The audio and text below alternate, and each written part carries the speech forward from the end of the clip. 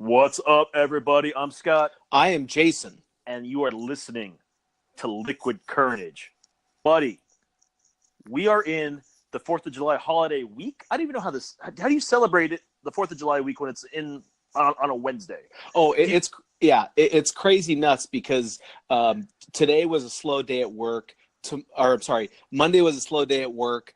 Tuesday was really slow day at work. Then I was off Wednesday. I sat here today on the 4th, and most of my team is gone. So it was dead. It was absolutely dead. So I loved it.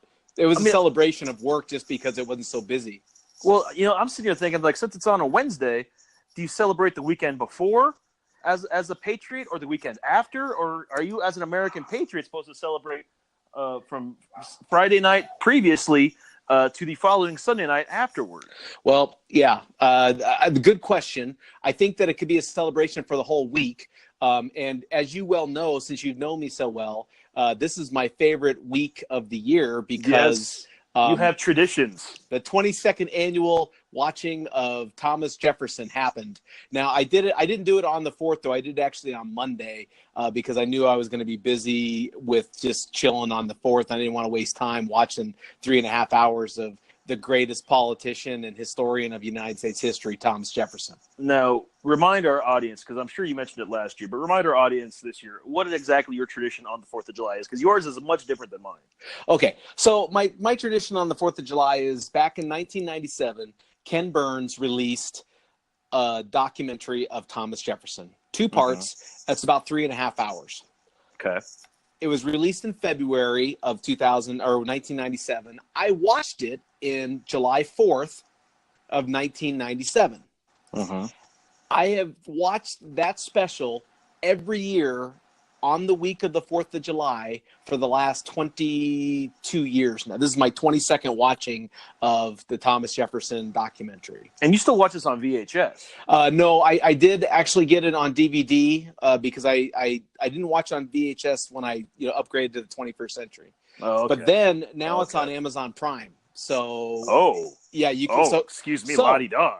I know that you're already after the 4th of July, but since we celebrate 4th of July week, you guys still have a chance to go to Amazon Prime, type in Thomas Jefferson, Ken Burns, and pull it up. It's about 3.5 hours, and it's a great documentary. Ken Burns, he's a natural documentarian. He is a very good documentarian. And you guys can start your first annual watching of Thomas Jefferson this year. And I will mention that to show the contrast in yourself and myself, Jason, I did try to watch that 1 year. Yep. And I think I fell asleep a half hour into it. Yeah, I didn't I make breakfast? I made quiches and invited people to come over and watch Thomas Jefferson. That was your big 4th of July extravaganza. I tried to open and Thomas Jefferson. I tried to open my heart and my soul to my friends, and for the most part, the only person that watched the whole thing was me. Yeah. Well, and we appreciate that you tried to open your heart and soul, but there are other ways you could do that that are going to put people to sleep. Yeah, that's true. But if you're a historian like me and you're a political historian like I am, you enjoy it every year. It's gotten to the point now where I already know what's going to be said. I've seen it so many times now that I know what's going to be said. I know when it's going to be said. I have the parts that I really enjoy and the parts that I go, ooh, I cringe at. Yeah. And because we're celebrating the week, I give everyone the opportunity to go to Amazon Prime, type in Thomas Jefferson, Ken Burns, and watch both episodes, part 1 and part 2. You won't regret it if you're a political historian like myself. And you made the mention that your favorite parts of the movies. I do the same thing with my holiday traditions with the 4th of July. I know what movies I'm going to watch and how I'm going to celebrate it, and the best and my favorite parts of those movies too. It's just fun. And we have traditions, man. We traditions. We do. I have to watch the Nathan's hot dog eating contest. Oh God, that's right. That is my tradition because, as you know, I'm a little bit of an eater when it comes to that competitive eating. That's true. I do have my share of championships. Also, now that since I'm in the CrossFit world for the past couple of years, every morning we go to the gym and do what's called the 1776 workout, which is 12 different movements with 2 other partners, and the rep total equals 1,776. Which is symbolic of the year of the birth of our nation. Well, you guys should also do, instead of having 12 repetitions or 12 lifts, you should have 13 movements to honor the 13 colonies that signed the Declaration of Independence. Well, I'll let you write the cross to people that created that and tell them that, and tell them that you're a political historian and you think this is how they should do their job. And one final historical note, actually on the 4th of July directly, only 12 of the 13 colonies signed the Declaration of Independence. The 13th colony, New York, actually waited a couple more days before they decided to join the other 12. So in essence, your 12 movements is historically accurate. Yeah, see, and then before I hit the pool, I do have to watch Jaws. Oh, okay. So you do Jaws. Jaws is an American classic for the summertime, especially the 4th of July. Yeah, I used to do The Patriot. I used to watch the Thomas Jefferson, then I would go right into The Patriot. So I lost like 7 hours. Well, once you get a female in your life, you can't just throw away 7 hours unless it's Sunday football. That's true. That's all that you is got. So true. So, at that point, I stopped watching The Patriot. I haven't watched that Patriot probably in, I don't know, 10 years since I watched that with Thomas Jefferson. And then in fairness, though, Noreen did a great job for the first few years that you guys been together, trying to let you hold your traditions like that. Hey, she respected it. She really respected it, and I give her props for that. And when she finally wised up and said, enough's enough, you cut out The Patriot. Hey, compromise is everything. I've also stopped watching it all on the 4th of July. I broke it up into 2 days, Monday and Tuesday. So she had the 4th of July and she had today off. So in essence, she got to enjoy 2 days off, and I only got to enjoy one. But I didn't want to waste the one day we had off together. So, well, it makes sense. It's very sweet of you. So that's very sweet of you. It's funny though, as you build these traditions, you look forward to like you said, those certain parts of the show that you just really enjoy. And when you talk about that, it really makes me look back at nostalgia and being a kid and growing up, and some of those TV shows, even ones I haven't seen in 15 or 20 years, that I still remember, like the certain parts of the theme songs or how I would just, get really excited to watch just these different specials on those cartoons or TGIF. Just the things that we grew up on and how they became like tradition to watch them the same time every night, because we didn't have DVRs back then. And if you messed up your VCR, well, you didn't get a chance to watch it that week. Oh, and I don't know about your family, but some of those the holiday specials, I mean, we made it a habit, a family like outing, almost it was a big production because back then they had something called a TV guide. And so you got the TV guide and you looked at what time the movies were coming on. And like, for example, the Charlie Brown Thanksgiving, the Charlie Brown Halloween special, those, we made it a habit and we made it an event. It was not like just, watch it on DVD or watch it. It was a full-time event. Oh yeah, absolutely. We were the same way. We used to build ours on the Charlie Brown and Garfield specials. Oh, yeah. And they still show the Charlie Brown ones, but they don't show the Garfield ones every so often. And for some of our younger viewers that might not know it because the way TV or the newspapers are today, Garfield was a famous comic strip back in the 70s, 80s, and early 90s about a orange tabby cat and his dumb accomplice dog, Odie. Well, just to put it out there, we do have a loyal listener, Stephanie Reynolds, who is a huge cat fan. Yeah. So I am sure that she knows all about Garfield. I would hope so. If she doesn't, then we'll have to slap her around a little bit when we see her next time. Absolutely. But, it's building around those cartoons, though. I used to love those cartoons for specials when we were kids. And I remember Peanuts did a whole, I want to say, Independence or the Birth of Our Country type series. They would air on Friday nights there for a little while, where they talked about, they reenacted, the Declaration of Independence, or the writing of Paul Revere, or how certain American games like basketball got started. Just things like that. It was cool just because of, the cartoons, and you look forward to seeing the Peanut specials and the Snoopy specials. Oh, well, and okay, so maybe that's where I've gotten into this watching the same thing every year. It's carrying on that tradition we started when we were kids, where we'd watch the Charlie Brown Christmas, the Charlie Brown Halloween special every year, because that became a staple in our society. I mean, that became the staple that families would get together and watch these specials on TV before we had Netflix, Amazon Prime, cable. Oh, That yeah. was it. That was it. Oh, yeah. So let me ask you this then. Since we're talking about traditions and things we watch as traditions around the different holidays, are there any other movies during any other holidays that you watch as a tradition every year?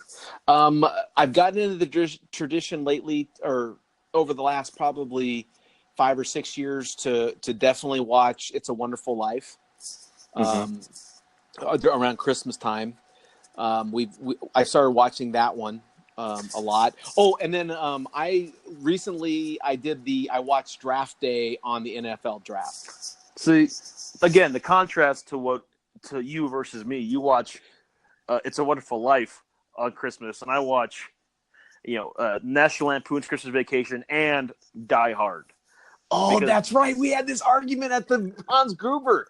Yeah. Is it a Christmas movie or is it not a Christmas Die Hard takes place on Christmas Eve. It is a Christmas movie. It's about a family reunion, and maybe it's a different argument for a different day. But I have lost friends, and I will probably lose more friends later on in life as I proclaim the fact that Die Hard is quite possibly one of the best Christmas movies of all time. I don't have it as a tradition, but I do like that movie. I just don't have it as a tradition. And you could even consider Part 2, Die Harder, also a Christmas movie because it takes place a year later in the airports of Washington, D.C. Yeah, I guess you could. I like to keep the nostalgia of a simpler time.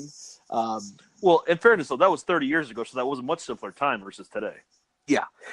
Like most of that movie was totally. I mean, most of the things that were in that movie were totally realistic, except for when he fell down the elevator shaft and he grabbed on to the open door with his little fingertips. Mm-hmm. Although nowadays with these American Ninja Warriors, that doesn't seem so difficult. But back then, that was when I thought, oh no, he would have fallen to his death. There's no way that he grabs probably.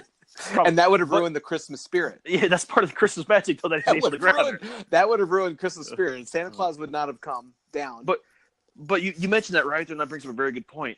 What we consider much easier times and much simpler times 20, 30 years ago when we were growing up versus stuff they have on TV today. It's completely different. And the thing for me that brings back or that makes something kind of a tradition like that is it's the remembrance of the consistency that no matter where our lives go, there's one thing that brings us back that's consistent every single time. You know what I mean? Like it happens no matter what. Like remember when Noreen and I at the end of this month will celebrate our 8-year anniversary.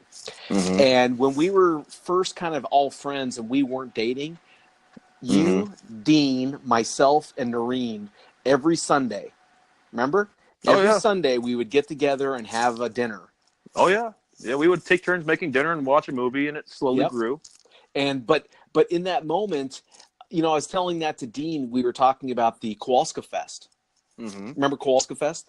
And yes. We could never ever capture that first year that we did it. You know what I mean? Like that first year was so amazing and magical, and it was so fun and new, and then we just never could capture it again because our group got bigger, and then we couldn't get, remember the last time we went, we couldn't get our campsites together, and so we couldn't hang out with them and hang out with us as easily. And that's true. It's those kind of things though that make us remember that nostalgia of my family got together and always did this for the holiday. You know what? I want to know what everybody else's favorite traditions are on the 4th of July, or just their favorite holiday traditions. Hit us up on Twitter, Instagram, or Facebook, all at Liquid Kernedge. Tell us what your family traditions are, or your personal traditions are during your favorite holidays. I want to know, and I clearly want to hear what our executive producer Tom has to say. And if you want to leave him a note, which I strongly encourage you do, he's on Twitter and Instagram, all at liquid_EP. See, I'm a little older than you, so for me, cartoon Saturdays were like Looney Tunes. They did the Bugs Bunny, Daffy Duck. They did that for a couple hours on Saturday mornings. And as a younger, I was a kid. That was probably before you were born, Scott, because it was in the 70s. But we would watch that every Saturday. My mom would let me watch those. And then as soon as those were over, she would take me to a McDonald's in our little town where we lived, and we'd sit together, her and I, and have like a little breakfast sandwich, like an Egg McMuffin. And every Saturday for a long time, we did that every Saturday. And those cartoons, I mean, to the day, if I'm on TV and they have a flashback to some of those old cartoons, I stop and watch. Oh yeah. And that wasn't even a holiday, but that was just a tradition that we did that was just enjoyable. You know, it was always just fun and, you know, kind of marked the beginning of my life that with something that I could hang on to as a 45, 46-year-old man and still remember. Yeah, I think they had Saturday morning cartoons till I was about 11 or 12. So maybe they cut it out about 25 years ago. But I grew up when, you know, the comic book heroes had their Saturday morning TV shows like the Justice League, the Super Friends, X-Men, Spider-Man. But that also, like, Disney had theirs, like the Gummy Bears, the different iterations of Scooby-Doo. There was a lot of things we used to watch every Saturday morning. And I remember going over to my grandma's house when my parents had to work. So my brother and I would stay the night. And that's back when Nick at Night started. And okay. Yeah, Nick at Night was so cool back then because they did the old school TV shows. Now it's like Friends and the Cosby Show, shit that we grew up on, so it's not that big of a deal. Oh yeah. But they would play Looney Tunes, and then they would play Lancelot Link, Secret Chimp, and the Monkeys. And I don't know, did you ever watch Lancelot Link back in the day? No, never heard of it. I encourage anybody to go on the interweb and look up Lancelot Link, Secret Chimp. It is literally a sitcom they did, but instead of people, they got chimpanzees to play like a super spy, and they just put them in costume and put them in these like zany locales or whatever else, and they make up the story as they went. But it was just hilarious. And my grandma would let us stay up and watch that, and we thought it was the coolest thing. So we looked forward to going to grandma's house back then. Oh gosh, yeah. No, ours was Sunday nights. My parents did taco night, where every Sunday night we made tacos, handmade.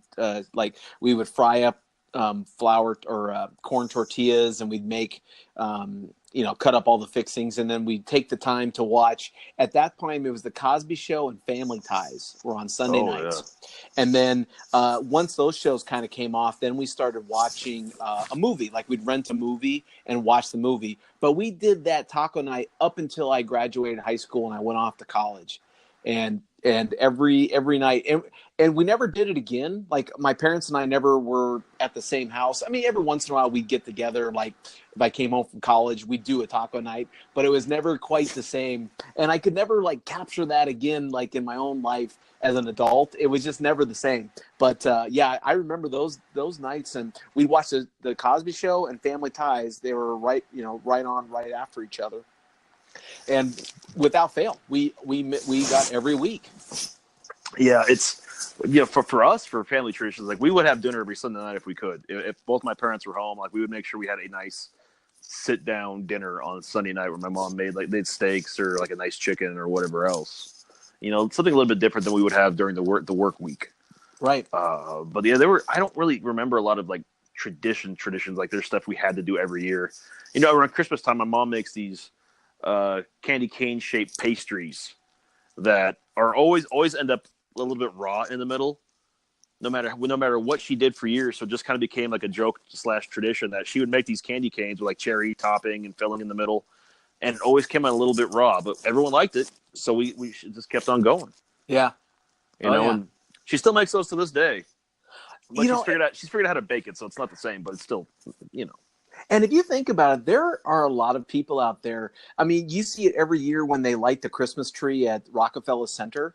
Mm-hmm. There are thousands of people that come out into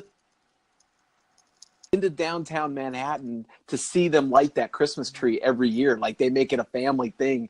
And it's incredible to me that, some people really hold on to, those things that they do with their family. There's certain things that you just do. It's tradition. Like for us, like fantasy football, the draft day party traditions that we have. We don't normally have them so much anymore, but we used to have the drafts. We'd always have a big barbecue with it. Or whenever a new Star Wars movie comes out, our intern JP and I go to that first showing, first chance we get. We go wait in line and we just go. It's a big deal to him. So we have to go, and it's just what you do, and it's cool.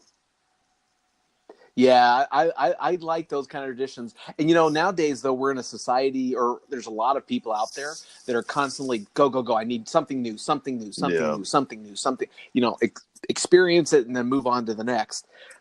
So, for those people, the thought of a tradition probably isn't something that's exciting to them. But I think though it's like you said though, there's something magical about that feeling of knowing you're doing because it's the people that you're with too.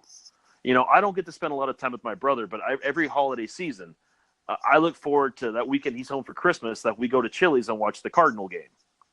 It doesn't sound like it's a big deal to anybody else, but he and I go to the bar and we sit there, and they're always end up playing like the Seahawks for whatever reason, because that's just when we play the Seahawks.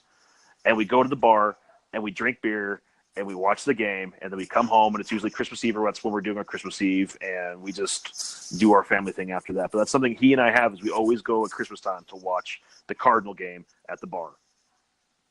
Well, when I went to, there was a time for about 4 or 5 years where every year, at least once a year, twice a year, we went to Cabo San Lucas to travel. And every time we went down to Cabo San Lucas, we always went to the same restaurant to have dinner. And we always went on the same sunset cruise every time. And there was just something calming about it, knowing that we've already done that. We know we're going to do it again. But the food's good. But the scenery's good. The food was amazing. Yeah, the food was amazing. And we also, we did the sunset cruise. And I haven't been to Cabo. I haven't been to Cabo since we went on our cruise, 5 years ago? 7 years ago. Holy shit, we're getting old. I know, buddy. 7 years. I know, man. 7 years. That's what happens when you get old. I tell you what, we should start a Liquid Kernedge tradition where we actually get a weekend away. We get everyone together, get the old gang back together, and go do something. Well, or we can do the second annual Hans Gruber. Oh, we could. We could do it smarter this time because we've learned. Well, yeah, I just think that we probably should not just record. No, I think that on the Hans absolutely Gruber. Right. Leave the recording equipment at home. Just bar hop. Yeah, I do like the idea of if we can figure out how to do a call-in time for people to call in, and we can have something more live. That'd be kind of fun. And I think that's something we can work on as the season goes on. As we're building this podcast community, because it turns out that we have a lot of listeners that we didn't even know about. The people that listen faithfully every week, and we're very thankful for everybody. But everyone that listens has a very unique take on the world and can offer something different to us that can help us grow this show. Oh, heck yeah! Yeah, we got to build traditions with our fan base. And our buddy Matt Beans of Crespo's. Matt is when he gets some time, when he's not building, he's supposed to help us find a way to have a live call-in show like that, because Matt's very tech savvy. That's good. Then. So we need that, because you and I aren't that. We're enough to be dangerous. I'm sure we could. I just didn't want to spend a lot of money doing it. No, but Matt, that's what I mean. Now, if people want to donate to the GoFundMe account to make us a bit able to, should we start a GoFundMe for this and see if it works? We should. Where the GoFundMe to build a Hans Gruber or a Liquid Kernedge tradition. Is it to build a tradition, or is it to build a live call-in show? A live call-in show would probably be better. That would be kind of fun. That would be kind of fun. Would be, and I'm sure there's a way to do it. I'm sure there's a way to do it. I don't know. I don't know if we have to be in the same location though and have different equipment. That's what we need to figure out. Well, we traditionally just are so busy with working out and going out and working and trying to find time to enjoy each other's company, and it's hard, man. We're busy all the time. I agree. And you know what? This weekend we will be together though. Because we do have a friend turning 40, so you guys will be up here for the 40th birthday party. Yeah, we'll be up late tomorrow night, and then we'll be there for the weekend. So, well, I'm sure we can get together and figure out some kind of tradition to begin there. Yeah, we should. That'll be fun. We'll come up with a tradition. And maybe it's like last time. Our tradition, you guys are up here. We always go to Starbucks on Sunday morning. I know. And I challenge, if anyone does watch Thomas Jefferson, I want you to go to our Facebook page and post that you watched the Thomas Jefferson, both of them, and tell me what your favorite part is, because I'd love to hear. Yeah, that's true. I'm also curious. Or if you think I'm a big dork, I'm also curious to see. You can put that on there too. If you got through, you're a big dork. and you watch the Thomas Jefferson special. Hey, some people could get through, man. Some I people know. are savvy like that. I know. And so, we're going to start wrapping up the show here because time flies and you're talking about traditions and having fun. But I do want to do another shout out to Matt Beans and his company, Crespo's, with the croquis for the sunglasses. They came in so handy for me in the 4th of July, hanging in the pool and making sure, because I don't know if you noticed, but I'm not exactly the most graceful person. And getting out of those inner tubes is never easy. And this way I didn't lose my glasses because I use my Crespo's. And if you go to cresposofficial.com and use the promo code Liquid Kernedge, you can receive 20% off your order of Crespo's at cresposofficial.com. Nice plug. Yeah, all right, corporate sponsorship at its finest. Exactly. I was taking Tom's advice and leaving it to the end of the show this week and making sure that our boy got some love. Also, hit up Tom with some love at liquid_EP on Twitter and Instagram. His gift game was on point with his notes last week. I was very impressed with it. Was he up yesterday, or is he staying in Phoenix for the 4th? Did he stay in Phoenix for the 4th? He was just up here a few weeks ago for my grandpa's services. Yeah. So we he's kind of busy. We generally only see Tom on Thanksgiving Day, Christmas Eve, and his tax day. If he's up here any other time of the year, something happened. Oh, okay. I mean, that's the way it is. And as he's reading this, he's typing in his notes. 93 goes both ways, and you're right.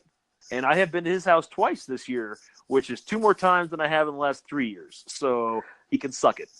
Hey, well, you know what? I think that you guys building a tradition of one of you coming down 93 every once in a while is a good tradition to start. Oh, absolutely. And if having him as our executive producer is helping to get you down here more often, then all for it. And, the invite still stands. If you want to have a tradition of coming to our place in Scottsdale, and want to just, spend a couple days chilling here on the pool and stuff, you're more than welcome to. You know that. Oh, yeah, absolutely. I'm trying to find some time to do that. And as I've been looking at my calendar for this, as you know, fantasy football season is coming up. And some of our listeners don't realize this, but you and I have been in a dynasty league together for the past couple years. Yeah. And that draft day, traditionally we try to do it. We get everyone online to do it. But since you're down there this year, clearly my brother and half of our league is down there. Maybe those of us up here that have the time can make a weekend out of it and come down, and we can have a draft by the pool down there. I'm liking the way you're smelling it, dude. I love it. That sounds like a lot of fun. So I will talk to the Liquid Kernedge North Division because I'm renaming our league since I'm the commissioner. Are we going to be the South Division now? You guys already are the South. Oh, nice. Okay. So as the commissioner of the Liquid Kernedge Fantasy Football League, I think I'm going to organize a live draft party this year. And who knows, maybe we'll even do it Facebook Live. We'll see if we can figure that out. Oh, that would be fun. That would be a lot of fun. God, maybe so. We could even do it as a podcast, just record the shit and hear all the shit Storm talking. Well, inevitably what happens, and I know that we're going to start losing people because we're talking about fantasy football, but my brother will draft a kicker in the first 3 rounds. And a lot of shit starts getting talked when you start drinking beer. So if we get Bennett drunk, he'll make bad, pickups too. It's fine. This is how I become a 4-time champion in 5 years. That's true. That's right. So anyway, we want to wish everyone a great, happy, safe 4th of July week. We're in the midst of it right now. If you haven't had a chance to enjoy some time off, the weekend is quickly coming. Stay safe, stay hydrated. Always use your sunscreen. Jason, take us home. Hey, happy belated 4th of July to everyone. I hope you enjoy the rest of your week. We'll do an early shout out right now to Danielle Kowalska, who turns 40 on Saturday. So we'll do a quick shout out to her. Mm-hmm. But as always, it was a great topic. It was nice to kind of go back and look at the good times.